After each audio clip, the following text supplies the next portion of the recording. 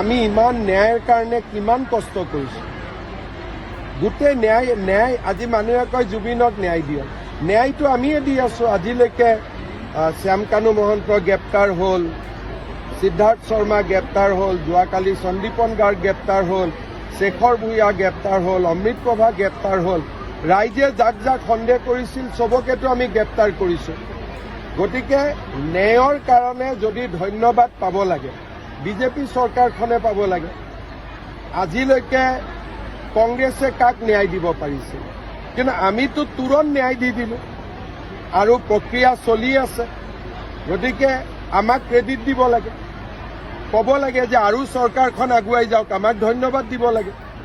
কাৰণ আজিলৈ কোনে আশা কৰিছিল যে ইমান কম দিনৰ ভিতৰতে চবকে এৰেষ্ট কৰি ল'ব। প্ৰথমতেতো কৈছিল নাহিবই, বেইল লৈ ল'ব, জামিন লৈ ল'ব। হিমন্ত বিশ্ব শৰ্মাই নাটক কৰি আছে, আমিতো ক্লিয়াৰলি চবক এৰেষ্ট কৰি দিলোঁ। গতিকে ন্যায় কোনে দিছে? বিজেপি চৰকাৰখনে দিছে। আজি বিজেপি চৰকাৰখনে জুবিন গাৰ্গৰ কাৰণে যিমান কৰিছে, কংগ্ৰেছ থাকিলেতো তাৰ 10% নহ'লহেঁতেন। ভূপেন হাজৰিকাৰ সংস্কাৰ কৰিবৰ কাৰণে মাটিখিনি বিচাৰি ওলাওঁতে তেওঁলোকে 3 দিন লগাইছিল। আমিতো চব কৰি দিলোঁ। ভূপেন হাজৰিকাক শেষ কৃত্যত সন্মান জনাবলৈ এজনো কেন্দ্ৰীয় মন্ত্ৰী অহা নাছিল। গতিকে জুবিন গাৰ্গৰ ক্ষেত্ৰত বিজেপিয়ে যিমান কৰিছে সিমানটোতো ভাৰতত উদাহৰণ নাই ইমান কৰা। গতিকে মই ভাবোঁ যে ৰাইজে আমাক ধন্যবাদো দিব আৰু আমিও আমাৰ দায়িত্ব পালন কৰিম, সম্পূৰ্ণ ন্যায় আমি প্ৰদান কৰিম।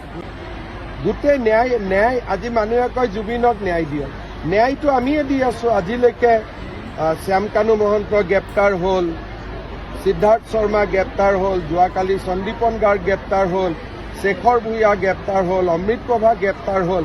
ৰাইজে যাক যাক সন্দেহ কৰিছিল চবকেতো আমি গ্ৰেপ্তাৰ কৰিছোঁ। গতিকে ন্যায়ৰ কাৰণে যদি ধন্যবাদ পাব লাগে বিজেপি চৰকাৰখনে পাব লাগে। আজিলৈকে কংগ্ৰেছে কাক ন্যায় দিব পাৰিছিল, কিন্তু আমিতো তুৰন্ত ন্যায় দি দিলোঁ আৰু প্ৰক্ৰিয়া চলি আছে।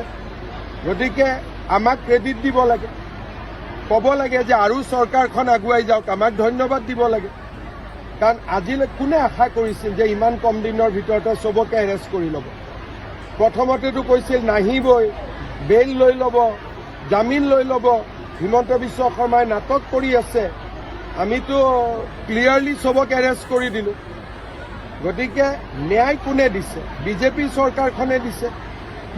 আজি বিজেপি চৰকাৰখনে জুবিন গাৰ্গৰ কাৰণে যিমান কৰিছে, কংগ্ৰেছ থাকিলেতো তাৰ 10% নহ'লহেঁতেন।